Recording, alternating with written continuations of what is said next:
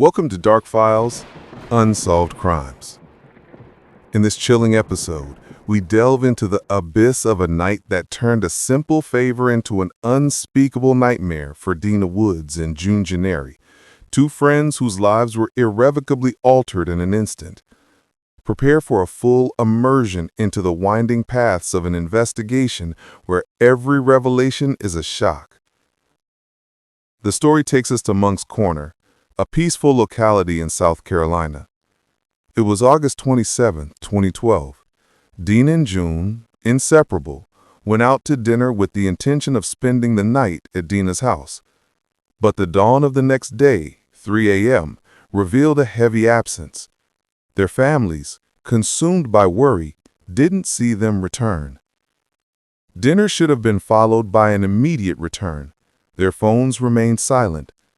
Deena's last contact with her mother was just before midnight.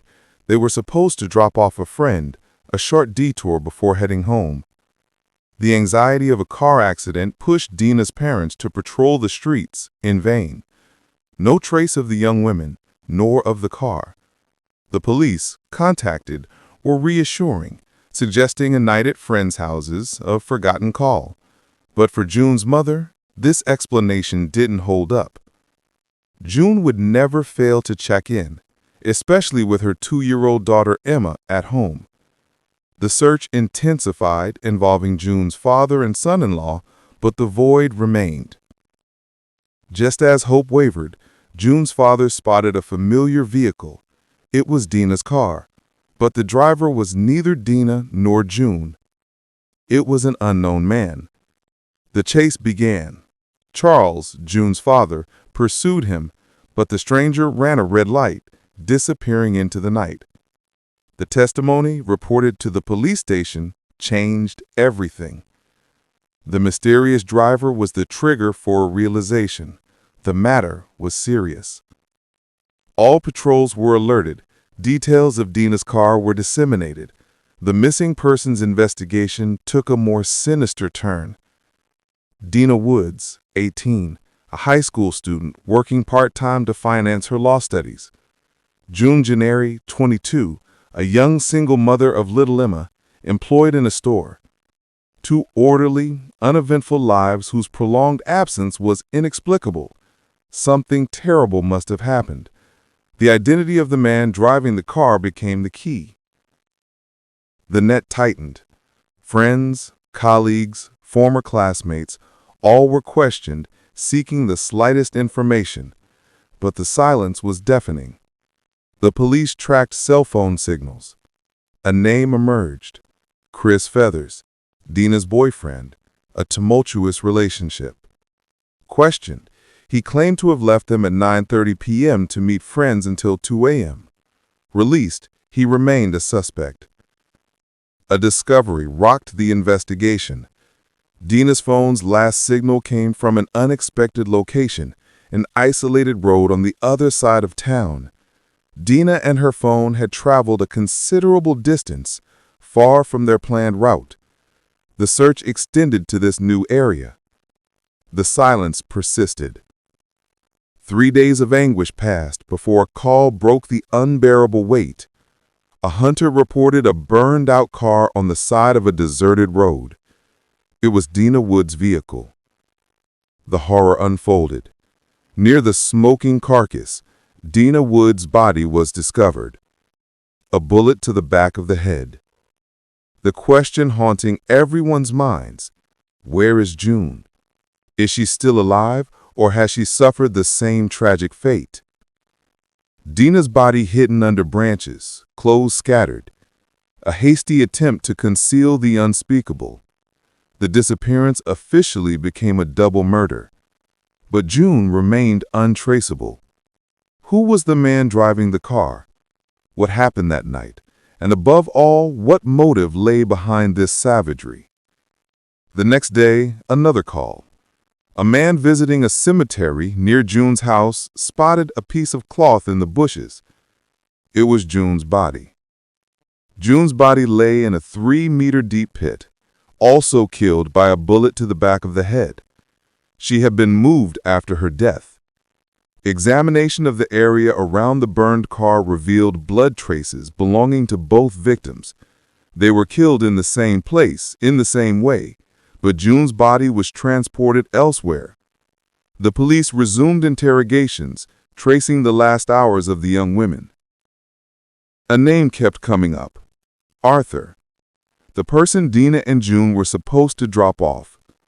Arthur, whose attraction to June was obsessive, an unrequited affection that made her uncomfortable, as confirmed by messages on her phone. Questioned, Arthur denied seeing them that night, claiming to be with his cousin, Caleb Matlock. An alibi, a witness. Rodney Whites, a volunteer firefighter, also enamored with June, was questioned. He stated he was on duty that night, with proof to support it. No apparent motive, no sexual assault. The investigation stalled. Until an unexpected twist. A call to the police provided information that only the culprit could have known. A gas station employee revealed that a colleague's boyfriend was discussing the crime with details not released to the public. It was Caleb Matlock, Arthur's alibi. The police went to the young woman's house.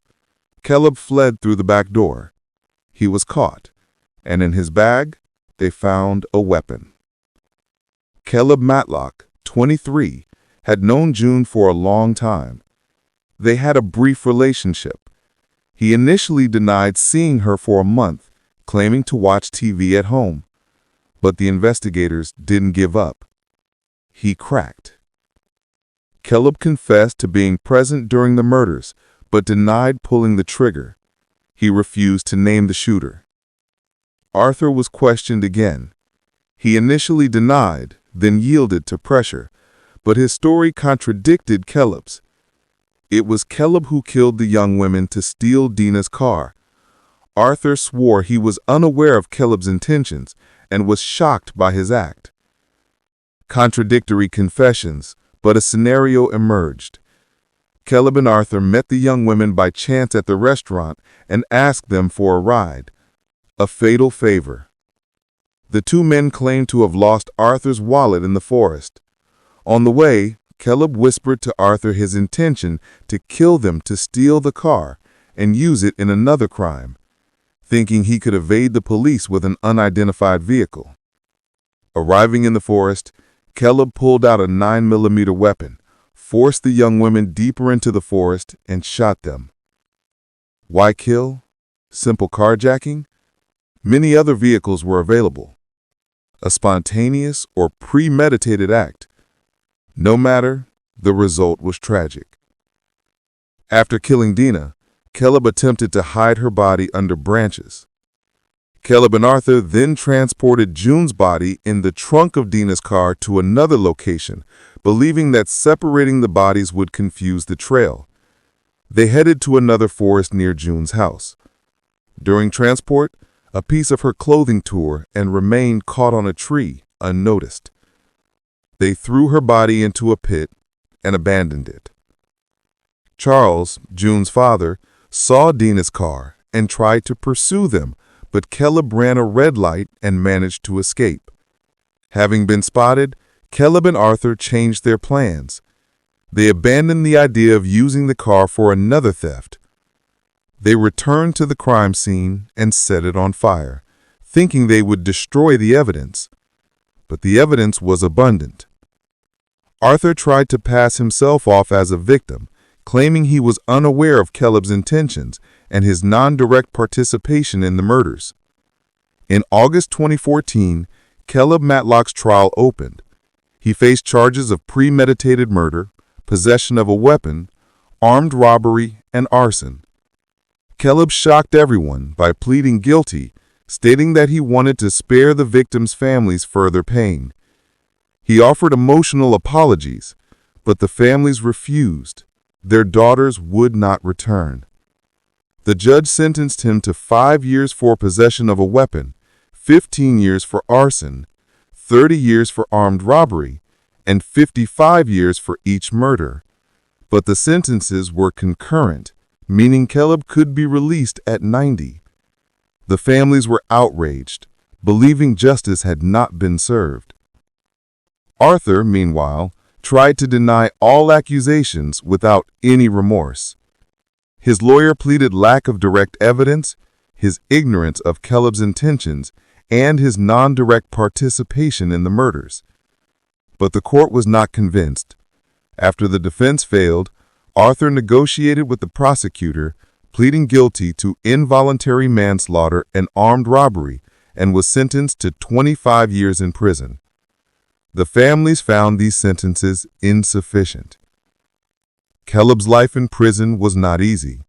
2 escape attempts, one of which was successful but short-lived. He was punished with long periods of solitary confinement. If this can bring meager comfort to the families, it is that Caleb is experiencing a difficult life behind bars. A story of absurd violence, a crime without real motive, a simple carjacking that did not even benefit the culprits, since the vehicle was set on fire. The lesson, though difficult, is to never pick up strangers or even friends in dubious circumstances. But in this case, the young women knew both men. And dark irony,